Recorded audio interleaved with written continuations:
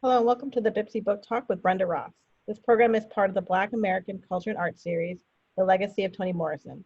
The program is made possible with funds from the Decentralization Program, a re-grant program of the New York State Council on the Arts, with the support of Governor Cuomo and the New York State Legislature, and administered by Arts Westchester. We're so happy to offer programming while the doors to the library remain shut. I'm your host, Tracy. Just a few things before Brenda gets started. Brenda will do a reading of our first chapter of the book, and then I will ask her a few questions. After that, we will do a Q&A. To ask a question, please add the question to the chat or raise your hand to be unmuted. We ask that you complete this exit survey at the end of the program so we can bring to you the best virtual experiences possible in the future. Please also visit our website, nyacklibrary.org, for information on future programs. Our next program in this series will be with Tracy Ann Williams on September 8th at 7 p.m. and Understanding Racism with, I think, Phyllis is here actually. Hi, Phyllis. And September 12th at 7 p.m. Our presenter is Brenda Ross. Brenda Ross has honed her craft through the years of working workshops, a BA degree in creative writing from SUNY Empire State College, and finally completed Bibsy in the novel writing course at Sarah Lawrence College. She currently resides in Rockland County and works part-time as an editorial assistant for a daily newspaper in Westchester County. Bibsy is her first work of fiction. Thanks, Brenda. Hi, Tracy. Thank you for inviting me. Let's see. I'll start where I usually do, and that is how this story came about. And that is from actually being an avid reader, starting from the time I moved into New York City, back to New York from Nyack in 1969. And that was precipitated mostly by having a 1.5 hour commute each way to work from Jamaica, Queens to Midtown Manhattan. And so I just was reading and eventually started journaling. And I came across what got me actually into reading was a book called Afro 6 by Hank Lopez. And it was a book that had, it was in vivid detail, talked about the commandeering of a Metro-North commuter train by these Black revolutionaries. It was fascinating. And so I liked the pace of the book, and it got me started. And I just read my way through everything, the Harlem Renaissance, everything Black. I had not at that point really ventured into, realized that there were books by Black authors about Black people. And so I just took it and ran. And finally, I decided I needed to write. Something was bubbling inside of me. I didn't know what it was. And at the point I had my second child, and I came across an ad in Ms. Magazine about a workshop at Skidmore. And what caught my eye was a workshop by this woman, Letitia Grierson. She was conducting a workshop on how to write fiction, produce fiction from family histories, or turn family histories into fiction. And so I took the workshop, sat her in a class in the back of the room until everybody left, because everybody's hovered around her. And I went up to her and said, I have this book in my head, my family's got this Catholic background and, this orphanage, and I was just all over the place. And finally, she just poo-pooed. Her hand, I'll never forget the hand, just a wave of the hand. I have no idea what you're talking about. You'll have to write it down. And mind you, to get to this workshop, I had to wean my child a month early. Getting there with a 6 month, that was no easy feat. So, I was hot. I went back to my room in the dorm, and she said, "You'll have to write out." And then she gave me her room number. And I said, "Okay." And she said, "Bring me some pages by 7 o'clock this evening." Okay, I hear somebody laughing. Yeah. I took out my portable typewriter. This was 1980. And began banging out what happened to be the first half of the first chapter of Bibsy. When I brought it to her, she said, read it in her doorway of her room. I'm standing in the hallway. And she says, not bad, and handed it back to me. I want to see some more. And, oh boy. Okay, I took the pages. I went back to my room and typed all night until 3 o'clock in the morning. And when I finished, I had the first chapter of Bibsy. And I've never changed that first chapter. I've never edited anything out. Actually, my daughter wouldn't let me because it was just so pure. And so that began a relationship between Letty and I for many years. And I would later find out who she was and why there were people all around her. She was not only a former English teacher at Orange Community College, she was an editor at Random House, and her son was Christopher Lehman Hout, senior editor at New York Times Book Review. Now I know why everybody was around her. But so anyway, I'll read for you the chapter that came out of that dismissive wave that afternoon or that weekend. Langston County was tucked into the southern tip of New York State, wedged between the Hudson River and the New Jersey state line. And it was home to Jake Tucker. Fishing, hunting, drinking, and being independent were what he cared most about in life. And Jake always said he could do none of those things living in the city, except drinking. When he did go to New York, he'd raise enough hell in that town to make the 30-mile trip more than worth it. He'd drive down in his rickety Ford pickup with about $50 burning the insides of his back pocket and try his best to overthrow Harlem single-handedly. When Jake drank, his light-skinned complexion took on a deep red overcast and he became loud and boisterous. His larger-than-average size made bartenders think twice about trying to throw him out, and besides, he was free enough with his money that they just let him drink himself into a stupor and sleep it off in a back room somewhere. That was how he met Bibsy. She was in the upstairs room of the Big Top Pub on 141st Street and Lenox Avenue when he came to one spring morning. About time you woke up, she said when his eyes first opened. He was flat on his back and staring at the ceiling. He turned his head to focus on the female figure whose voice he just heard. As his blurred vision began to clear, he saw a dark-skinned woman seated at a small table against the wall, her legs crossed. She was wearing just a slip and one of the prettiest smiles he'd seen in a real long time. The smile jolted his memory, and he not only recalled the previous night, but the exact moment a certain woman walked into the Big Top and caught his attention. His facial expression relaxed with the memory of them closing down the bar in a corner booth. He had a weakness for pretty dark-skinned women, and the fond remembrance of the night before prompted him to make an effort to pull himself together. She had a tooth missing on the side, and he liked that too. Although he wasn't a religious man, Jake believed that God didn't make nothing and nobody perfect. To him, that missing tooth made her more like real folk. She had a paper coffee cup in one hand and a lit cigarette dangling from the other. Instinctively, Jake's eyes scanned the room for his pants where he had his money. Your pants are right here on the floor where you left them, she said, pointing with her toe. Her sassy style combined a rare self-confidence and courage, qualities he took an instant liking to. He hated playing guessing games with people, especially women.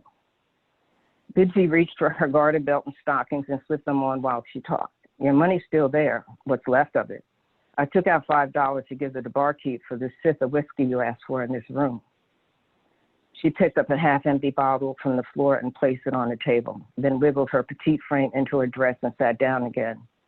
Jake leaned over and snatched his pants from the floor and the bed, beside the bed, and thrust his hand in each pocket.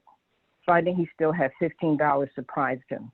Usually these slick New York women left him high and dry the next morning. Sometimes he'd have to borrow 2 quarters for the toll back across the George Washington Bridge. He got out of bed, pulled on his pants, grabbed a fifth of Jack Daniels and brought it to his lips. Got to take a hair from the dog that bit you. Jake wiped his mouth with the back of his hand. Come on, let's find some place to eat. You know of any good places to eat around here?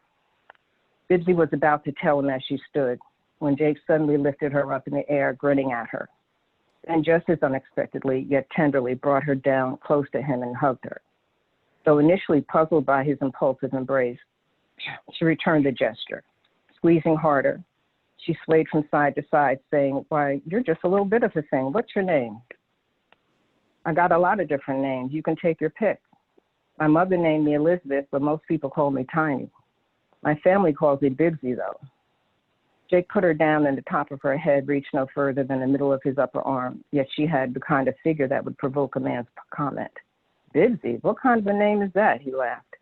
"Look," she said, "don't you go making fun of my name or we won't never get along. That name was given to me by my sister's kids, and I'm proud as hell of it."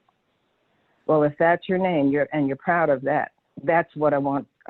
That's what I'm going to call you, if you don't mind, even though I'm not family. It's different. I like it.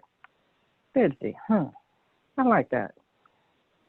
Jake asked the waitress behind the counter for 3 orders of sausage, home fries, eggs, biscuits, and coffee. 1 order for Bibsy and 2 for himself. Neither of them talked much while they were eating. After their meal, Jake belched loudly. A few patrons turned to look, but that didn't faze him. Bibsy just smiled. She thought he was a real character and found herself falling for this man. His rough ways seemed to endear him to her. She thought it took a lot of courage to not care what people think about you. She felt really big that morning. Being around Jake made her feel as though her small size swelled to as big as his. She felt important, too. Folks took notice of them when they walked down the street, and she liked that a lot. They took a stroll through the neighborhood, laughing and talking like old friends. He told her about his 2 boys, Jake Jr. and Robert, and how he'd been raising them by himself since their mother died 7 years ago. He went on about life on the beach in upstate Haverton and inlet on the Hudson. "I guess to some it's just like a bunch of rundown shacks, no electricity, no inside plumbing. But I'll take it over this." Jake's gaze swept the brownstones on either side of the avenue any day. "People up there, Cousin Gus, Aunt Carrie, and all the rest, are just plain hard-working, honest folk. I got my own chickens, a couple of pigs, and a vegetable garden. The garden's doing kind of poor because the boys don't take care of it like they should. We live off the land, too, eating wild turkey, coon, rabbit, squirrel, and sometimes even pheasant and deer if we're lucky." He had a shepherd named Rain who went with him everywhere, except when he came to New York because all the noise and people made her too jittery. There's lots of hard work, but we all chip in and help one another and make a nice life for ourselves. It's hard work walking around in these high heels, too." Bibsy pulled off her shoes and continued in her stocking feet. "My feet been killing me." "What you wear them for if they hurt your feet?" "That's the style." "Going around with hurting feet is the latest New York style? Lord, what they going to come up with next?" Bibsy playfully hit Jake on the arm and started laughing. "You live around here?" Jake asked. "You don't act or talk like you're from around here." "I've been up here 4 months now. Got a job in a dress factory downtown. Folks around here call it the Garment District. I was born in Maryland, Ellicott City. It's right outside Baltimore. Guess you like it better back home, huh?" "No, indeed. Me and 2 of my sisters were brought up by nuns in a Catholic home. My mother visited us regular, but she was too busy working to raise us. My sister Martha, she's the oldest, and the one I'm living with now, was brought up by my father and his family. Seemed like nobody wanted us 3 after Mom and Pop split up," she continued. "Pop took the oldest because they was old enough to help out doing chores. Guess we was too small to be of any good use to him." Bibsy took a deep breath, stopped in the middle of the sidewalk and stared at Jake. "Look at me going on and on about all the sores in my past. People who've known me for years don't know as much of my life as what I've already told you. You sure are easy to talk to, Jake. If I'm boring you, so just say so. Won't hurt my feelings one bit." You ain't boring me none. If you was, I'd have changed the subject a long ways back. To tell you the truth, it's kind of interesting. Never met nobody who grew up with nuns like that. I see them in the town every once in a while, dressed in all that black and looking real spooky. But I don't believe I've ever seen any colored 10-day church. Seen them Puerto Ricans that's new in town go there, but no colored. Oh, there's a good amount here in New York. Seems a lot more in Baltimore, though. My older sister, Ruth, even joined a convent to be a nun herself. Fooling. Yep, right out of school, was finished, she stayed with him and joined the all-colored order, Oblate Sisters of Providence, right there in Baltimore. Big smile. Now that must be a sight, a colored nun. She swears things is changing in the church, but I'd had enough when I was growing up with him. Boy, I wouldn't care if I never did no housework again in life. We kept that place so clean you could eat off the floor. They didn't have no janitors or handymen at St. Cecilia's. They didn't need none with the way they worked us. She took a deep last drag from her cigarette before flicking it into a puddle in the gutter. Never did understand how Mom could belong to a church that didn't even allow colored folks to sit past the last 3 pews. Never will understand that. Hey, Jake said, spotting an ice cream parlor across the street. Let's stop for some ice cream. Then head back to the truck. Afterwards, they walked down the street licking double scoops of cherry vanilla ice cream in silence. When they finally got to the pickup, before he let her in, Jake stopped and looked down into Bibsy's face, his expression suddenly very serious. You coming home with me? Oh, I don't have nothing to say about it one way or another, huh? Bibsy retorted in her usual sassy tone. She climbed into the pickup and he slammed the door. Jake went around and got in on the driver's side. Damn, damn, damn. He shook his head slowly, still gripping the steering wheel until the knuckles on his huge hands whitened.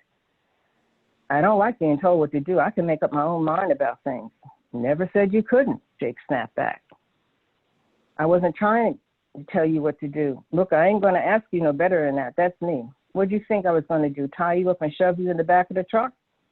His nostrils flared when he talked. For a long while, only quiet and warm sun filled the cab of the truck. You know, I can't cook a lick, never could. They tried to teach me at school, but I just couldn't get the hang of it.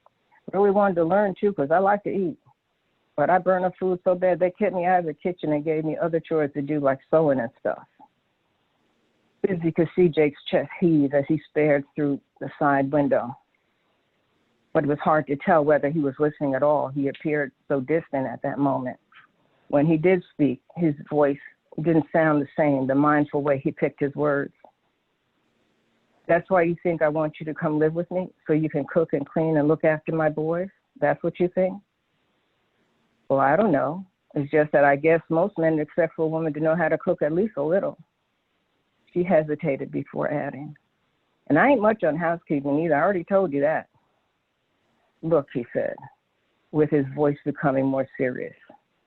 You don't want to go, say so outright. Don't try to be all slick about it. No, Jake, I want to go. I really do. I just don't want you thinking you're getting somebody you're not. Huh. A light trace of a smile played at his cheek, at his right cheek. I can cook. Cook damn good if I do say so myself. And I'll teach you, because I ain't going to have you burning the food I spent half the day hunting for. He grabbed Bibsy closer. And as for that house, it ain't used to being kept up no-how. And that's fine with me. I want you, not what you can do. Don't forget that. Bibsy's whole body broke out in a grin. You ready now? Jake put the key into the ignition. Yeah, Jake, I've been ready.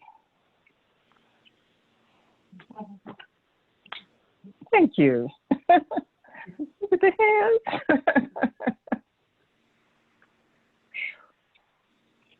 That brings back memories. You want to start with some questions? Thank you for reading that. May I speak? Go it.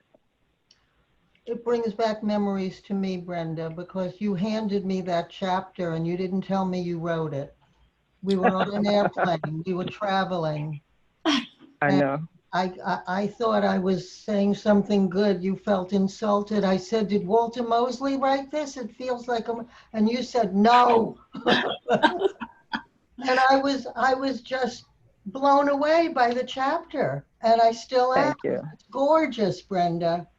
It's Thank gorgeous. you. We were going to Atlanta that day. I remember that. Oh, heaven help us now. Beautiful. Thank you. It's gorgeous. Thank you. So what did you learn while you were writing this book? What did I learn? I learned a lot of Rockland history, a lot of American history, and I learned the importance of us preserving our stories, sharing them, documenting them, uplifting them. It's very valuable. You have to hand those stories down. What surprised you about it while you were writing? What surprised me most was people's reaction to the story. And it's so varied, so varied. The most memorable one is a book club in Westchester, no, the Bronx I went to. It was a book club of retired educators. And I walked in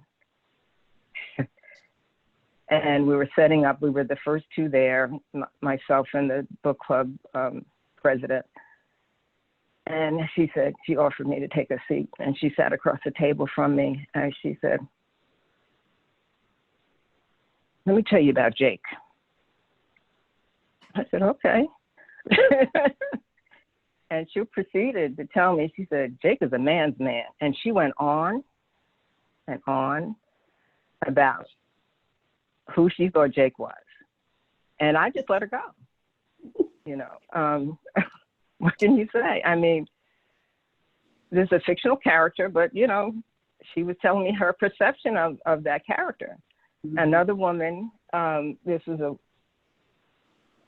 workshop in Westchester I did, I think the Ted Young Club. And the woman stood in the back of the room with her arms crossed. And she said, I didn't like Letty. I said, okay. She said, no, she could have kept those kids. And she proceeded to tell me about, you know, Letty's fault. And I just, you know, I just find it amazing. Just, you know, people's reaction. Then there's another group where they couldn't get past the outhouse, you know, so it's very varied, but that to me is invaluable, because if someone gets so invested in your characters that they take life, that, you know, that's amazing. A little bit, but how did you go about developing the setting? Excuse me? How did you go about developing the setting?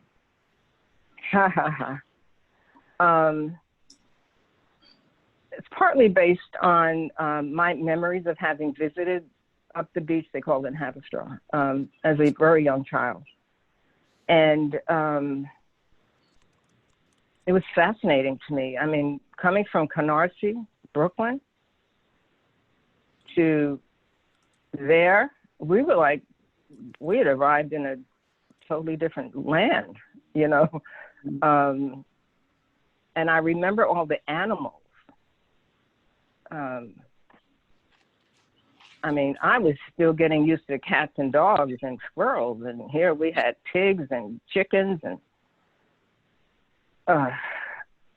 fishing, and, you know, we were swimming in a swimming hole. So I took those elements, those basic elements, and then the research filled in a lot of the gaps. And I later found out that it was the remnants of the brickyard industry. And then that caused another set of research. And so a lot of times the research guided the story, the plot. When I found out about Hilburn, I said, he is going to know somebody in Hilburn, okay? So I had to pull that in. That was amazing. I didn't know that before, you know. So when Bibsy's travel to the fictional Bibsy to Haverstraw sort of mirrored my return to Rockland County in 1981. And so, and she's coming across, you know, George Washington Bridge, that I think is chapter 3. The rest of the story from chapter 3 on, I'd written in Rockland County, and I was able to incorporate a lot of research there. Do you have a favorite chapter or scene? Ha ha ha. I have two favorite chapters, and because of the challenge of it and the fun doing it, and one is the poker game, because I don't play poker, but I play bid whist, so that was a challenge. Bid whist is a Black version of, what's that game? What's it? Bridge, no? Bridge, thank you, thank you. Yeah, so there's no money involved or anything, but so I had to learn the dynamic, the rules of the game of poker with a card in front of me as I'm typing, what hand beats what, and also incorporate the dynamics of their banter back and forth, and you know, just bring that to life. And that was fun doing, and also putting in issues around what they're dealing with right now, you know, what was prevalent and what was bubbling up for them. But that was a fun chapter to do. And giving each character their own personality. I love that. The other fun chapter for me, a challenge as well, was when Carrie takes a bet with Jake's father, and she goes into the brickyard dressed like a man. and it was my way of putting a woman in a man-only atmosphere and see how I can do it, if I can do it. And it was fun. It was just fun doing. I like to challenge myself, so.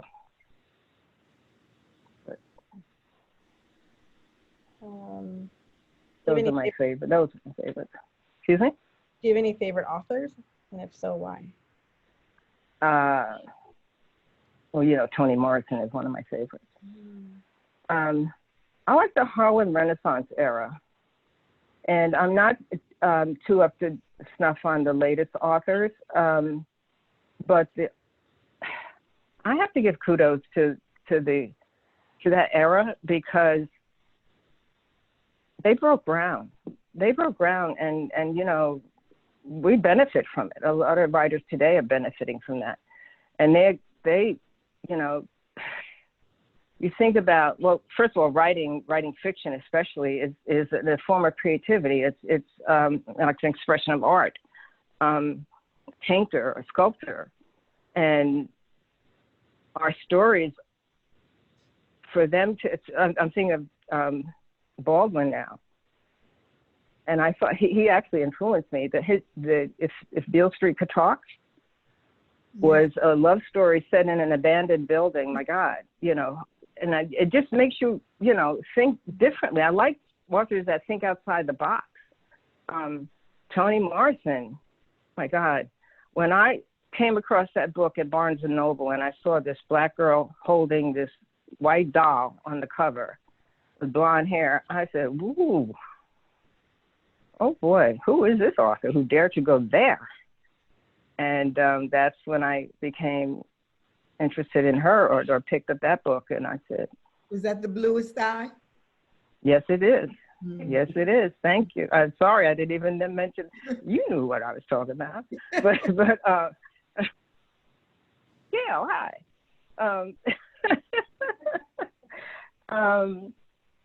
The Bluest Eye, and I just devouring. Yeah, she's no easy read. I'll give you that. She is no easy read.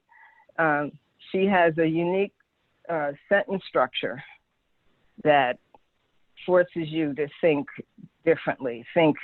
Just keep reading. Just all I could say to you is just keep reading, and don't let that inhibit you. But you know, she makes you flex a muscle you didn't know how you had in your brain. But it gets easier over time. I like Maya Angelou. She's not a fiction writer, but I just, you know, they're bold. You know, I like bold writers that go there where no one has gone before. You know? So, yeah, and as I said, they broke ground for more to come. So, I'm trying to ask a question. Do you want me to talk about the ending, or do you want to, I'm not sure if everyone's read the book, but, or do you want to skip that? I would like to go. Colette has the I hand. could talk about the ending. What's about the ending? The ending I had in mind, the ending came to me, I was maybe a quarter or third of the way through the book. And I was coming from Letty's one day on, back to our apartment on Claremont Avenue. I was on the 104 bus, I'll never forget it. And going uptown, and the bus stopped in front of a Twin Donuts, remember that? And there was a woman rummaging through the garbage on the street in front of the store. And I was reading a book, and I just looked up, and I was watching her, and then I saw her put this cup up to her mouth. Wow. And I said, oh my God, how do you get to that place? Mm. How do you get to that place? And when that happened, I said, that's my ending. The struggle was getting there. I didn't know how to get there, but I was determined to get to that ending. Even Letty tried to talk me out of it. Oh. No. Did you, before we get Excuse me? the last question before we get to the Q&A stuff. Oh, okay. Did you want to talk about how people tend to think that it's actually based on the life of your aunt? I know. And that happens more in Rockland than anywhere else. People refuse to believe that it's fiction. It's whatever.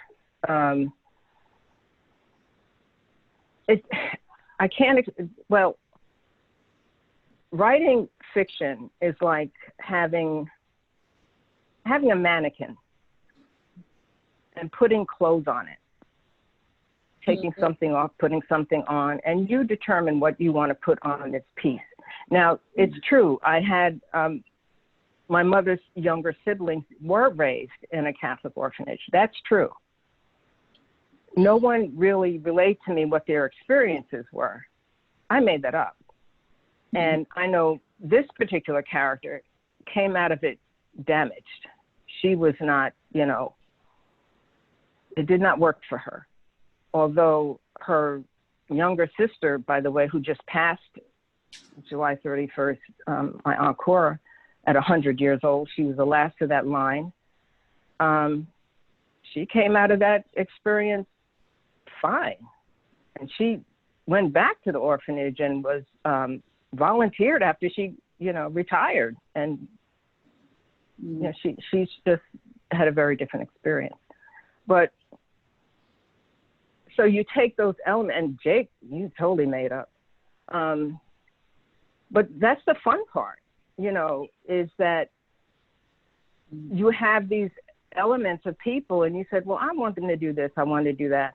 But by the time I got to chapter 10, I had a dilemma, because I've been inside of Bibsy's head for so long that when her mother appeared, when Letty appeared into the story, I didn't like her. And I said, and I had to address that, because I have to like my characters. If not like them, I have to understand them, empathize with them. And I had to give her a background that made me sympathetic to her. And I came up with the breeder, in our history, they were breeders. Black women were breeders, making more babies, especially after, the enslaved period was ended, or the transatlantic slave period was ended, and it was 1807. But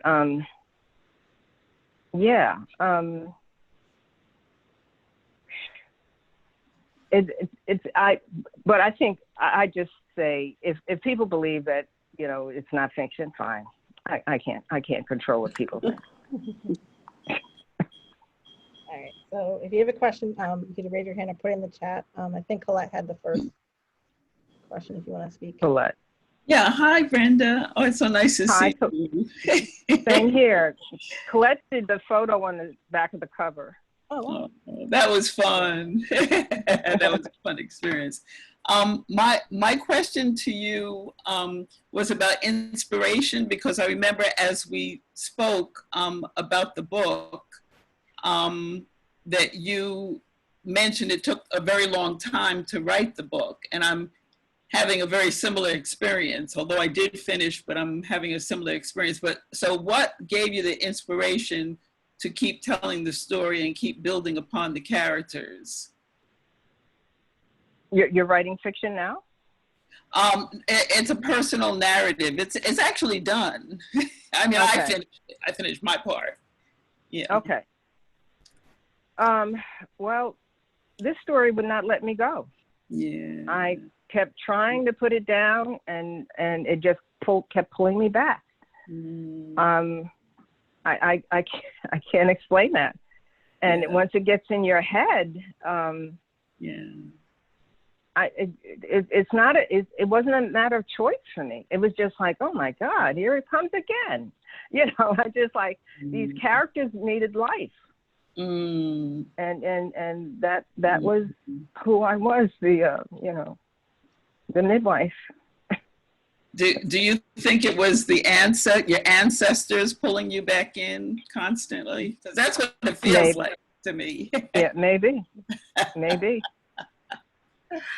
Interesting. Thank you. Thank Is there a second book that's maybe coming out of the first, or something completely new and different? I'm not going there. I'm done with Bibsy though. I hadn't planned on a part 2. I mean, I was almost 400 pages, for goodness sakes. I think I'm done with that story. Yeah, no, I understand. And I ask you because on occasion I get a chance to read something on Facebook by you or an editorial in the Journal News, and it just hits me on top of the head again what a wonderful writer you are and researcher. And Thank you. I just think we need to see something more from you. Thank you, Colette. Just a little pressure. Thanks. No, it's anyway, I'm sure other people have questions, but thank you, Brenda. Thank you so much, sweetheart. Thank you. From the chat, Yvette loves it. Andrea says, you know how much I love your book. Thank you for telling us about the first chapter and how it's unchanged / unedited. The first chapter drew me in like a moth to a flame. Your character development is amazing. Bibsy was so strong-willed yet so fragile. It frightened me how she unraveled so. But even when Bibsy was failing prey to her mental illness, there were so many enduring moments, like when she carried Jake's ashes with her to the bar.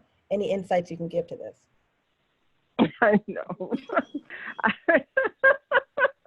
I can't give you any. I mean, I literally, the story was I just went along for the ride. Okay.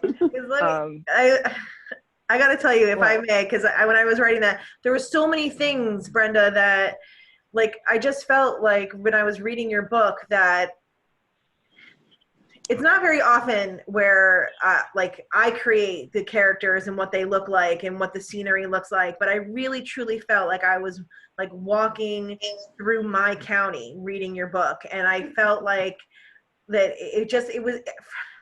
I can't put it into words like your book really. It's such a gift, your book. But Thank you. I gotta tell you, I always said I'm gonna get cremated, but now I'm like, I don't know, because if my wife were to die and I were to cremate her, I would be Bibsy carrying her around in a messenger bag, and I'm like, maybe I shouldn't do that. So, but I appreciated your, while she was suffering and unraveling, there were just still so many endearing moments about her. So I did like how you wove in that human, that beautifulness even in her illness. So I didn't know if you had any, I don't know, so I don't know, that's why I wrote that down. Thank you, Andrea. You're funny. No, it's hard to explain, but when you're writing a character, you have to get inside them and know where they're fragile, where their strength is. And at that point, Jake was her strength and she lost that. And how would that feel, especially for someone who's not very stable? You know, that was a devastating blow to her. So I had to get inside her body and imagine what that looked like. And then the element of, you know, the pocketbook factory having been in Nyack, you know, I said, okay, if she works there, then she'd leave with a pocketbook. And so just, you know, it's those little details that I think that made the story. And also she being cremated. I'm you're funny. I just wanted her to get across of her inability to leave Jake. That was all she had. And so that's the way I chose to handle it. But thanks. You're funny. I wanted to ask you about the process. Priscilla. Yes, hi. I Hi. want to ask you a little bit about the process in terms of commitment on a daily basis or weekly. How do you plan out the time that you're going to devote to the writing? I don't. No. I don't have, you know, I'm not one of those people who has to write, you know, every night from 10 to 11 or something like. I have no discipline. And I also, you know, it's funny you should ask it because I just read something about Toni Morrison being feeling this similarly, and not waiting for inspiration, but the story comes to you, it's there all the time while you're writing it. I mean, I could be in the store or going to the store in my car. I mean, and pieces of the plot will come together, or elements of a person's character. I said, oh, that'll make her tick. Or that would do this. You know, it's being woven together all the time. And then when I go to write it, it presents itself. I can't explain it any better than that. I wish I had more discipline though. I'd probably be on my 10th book by now. Yeah. My second part of my question is, I could see this on a large screen. I could see this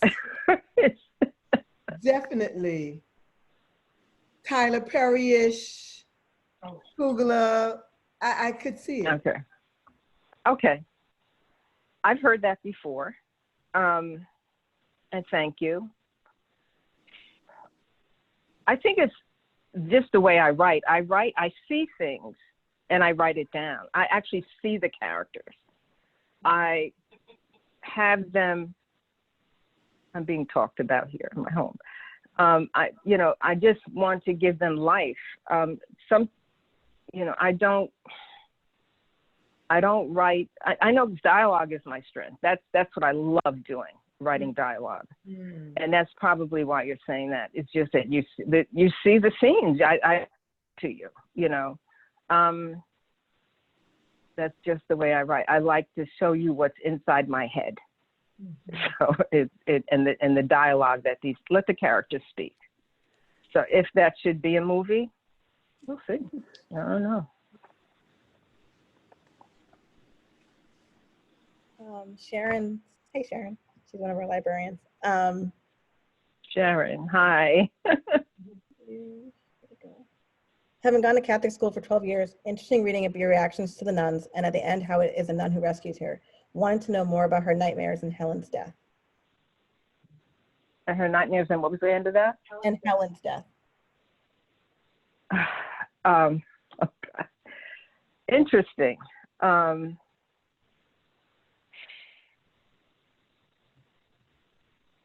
The nightmares I totally made up. The Helen's death piece, you know, interestingly enough, I added that in. My Aunt Mary, before she died, got to read a final draft. And she, my God, she was, at that point, she had to be close to 90. And she was a former nun. And she was a nun, and she left the convent before taking her final vows. And she later became an RN, and married. But that piece with Helen, she gave me that. And I said, that's going in. I said, that has to go in. And what? Thrown down the stairs? And she also gave me the piece about the nuns having come from, what's the town in England? I've lost it, but.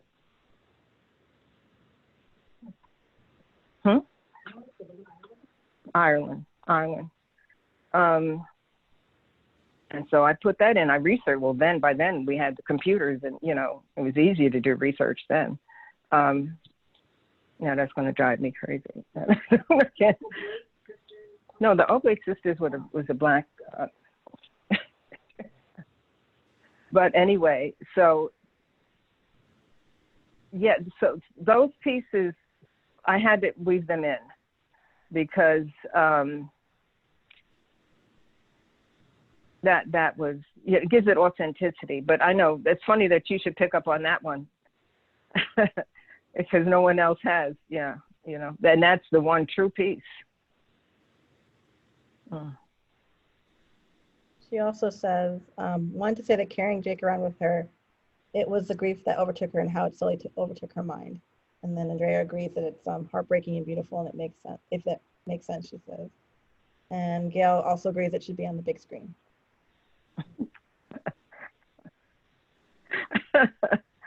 Okay. Let me get an agent first, okay? Why don't you all give me an Amazon review and let's boost those reviews up and let's get some notice. Yeah. Yeah, thank you. But that certainly wasn't, I think that may have been the influence of the era that I lived or was gravitating when I worked at I worked at MGM for a while. I worked at Paramount Pictures for a while. We saw in the 70s some amazing pictures. And I'm always drawn to dialogue. And I always, you know, my daughter and I always talk about, they wouldn't say that under those circumstances. We always critique the dialogue in movies and TV shows. Who would say that in that? You know? So, anyway, I do like dialogue, and I like the authenticity of it. Yeah. We have time for one last question. Anybody have any other thoughts? Yeah. So what, I'm just going to jump in. So what did you do for both MGM and Paramount Pictures? I was a secretary there. Oh. I worked at MGM in outside producers accounting department, and then they left and moved west and got into the hotel business, and I was in a union, so I got a job at Paramount Pictures in their accounting department. Okay. So, yeah, but just because I was an employee, we got to see all these screenings. I mean, we're talking Godfather 1, 2, and 3. Yeah.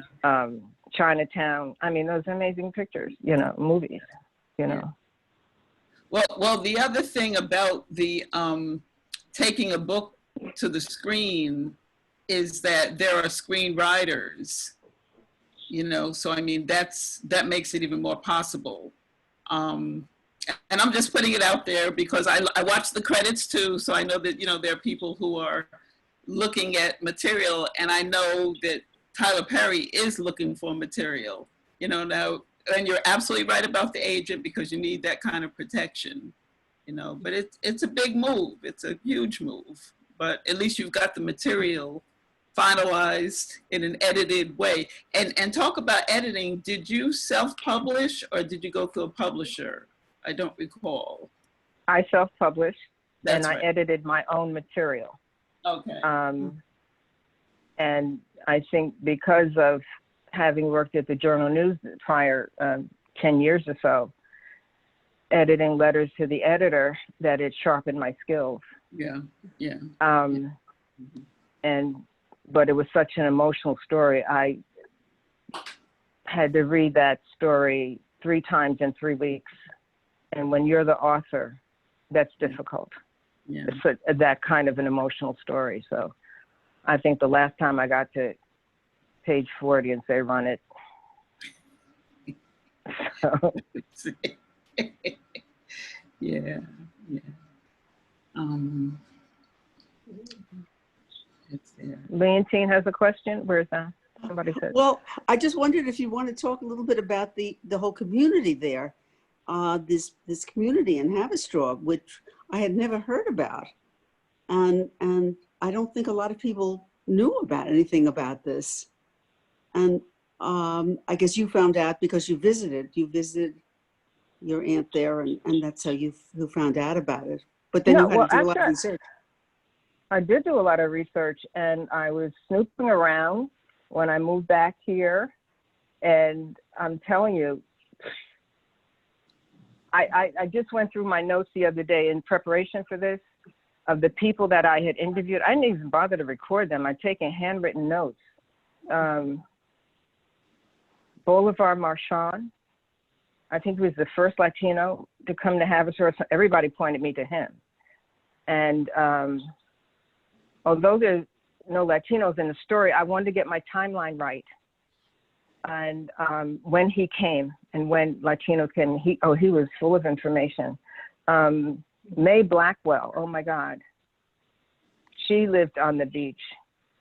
And she gave me detailed instructions on how to slaughter a pig and a hog and gut it and all hang it out. Ooh. And I have all of those notes. I got that kind of detail from a few people who lived on the beach. And I knew that wasn't going in the story. I was not going to have any gutting and hanging of hogs in that story, but it was fascinating. Hezekiah Easter, I interviewed him, and I'm just going through my notes. I forgot he why am I taking this down? I wrote it down. He went to Juilliard. I didn't know that. Leonard Cook. I just wanted to get the flavor of what it was like before the Tappan Zee Bridge. And because you can imagine before that bridge, how isolated this community was.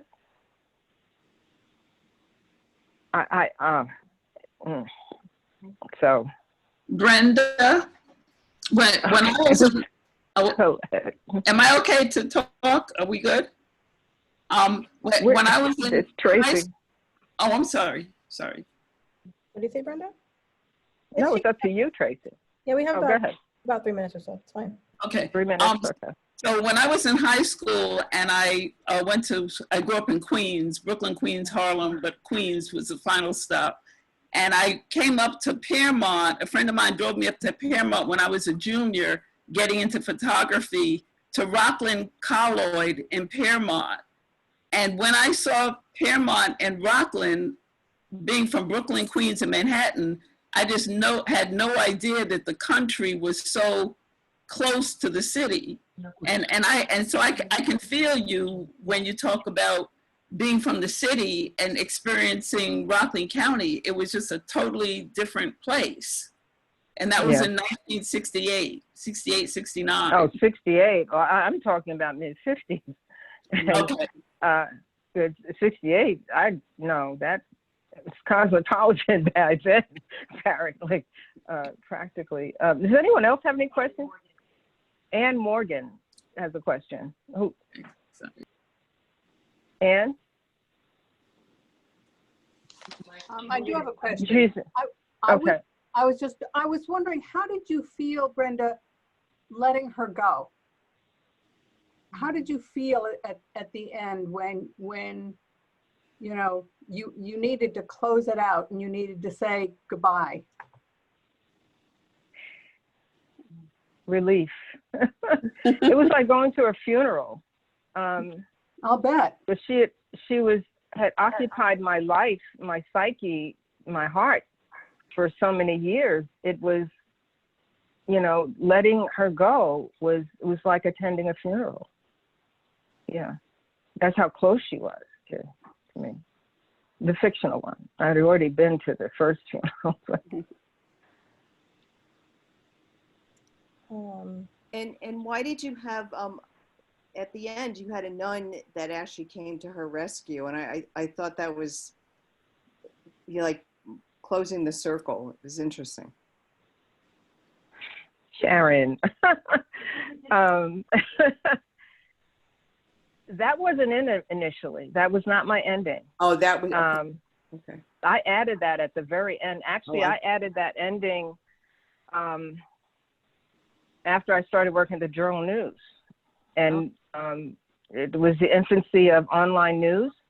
And one of the, a journalist said to me, you know, she gave me some news sites and I was looking at them and I came across this nun who had been hit by a car in Harlem. Yeah.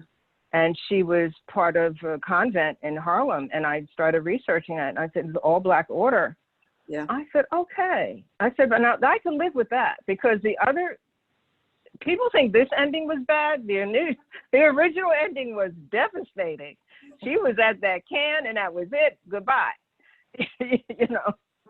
So I said, now I think, now talk about ancestors. I think Letty was pulling some strings on that one because she did not like that ending of it initially that I had with her. But she got rescued. Yeah. I liked it, so thanks. Thanks, Sharon. Gail Okay. said editing was really good, which I agree. And What Sharon, did Gail? What is? she likes your editing, your self-editing. I saved myself a ton of money. Yeah.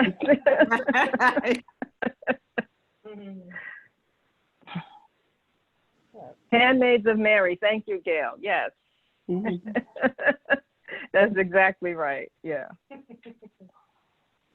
Well, I just want to thank you all for coming, and I thank you, Brenda, for speaking. It was great. I finished it the other day, and I really liked it.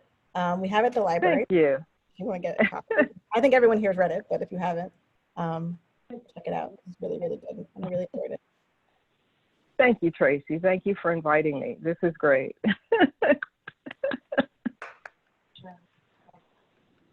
Thank you so much. Thank you. Good day, everybody. Be well, Brenda. Bye now. You Bye. too. Okay. Bye-bye. Bye, Brenda. Bye, everyone. Have a great Saturday. Bye. You too.